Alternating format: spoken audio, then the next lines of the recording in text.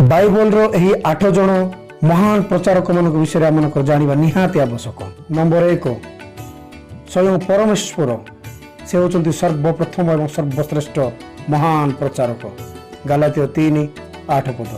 Number 2 Noh जे कि जल प्लावन विषय रे लोक मान प्रचार करथिले द्वितीय पीतर 2:5।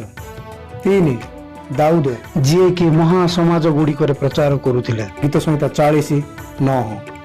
4 जुनस जी कि निनिवी लोक मान निकट प्रचार करथिले जहां प्रचार शुणी निनिवी लोक माने उद्धार पाइथिले लुक 11:32।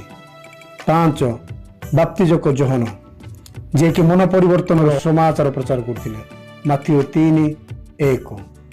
नंबर 6 प्रभु यीशु ख्रीस्ट जे कि ईश्वर को राज्यर सुसमाचार प्रचार करथिले माथ्यू 4:23 पद।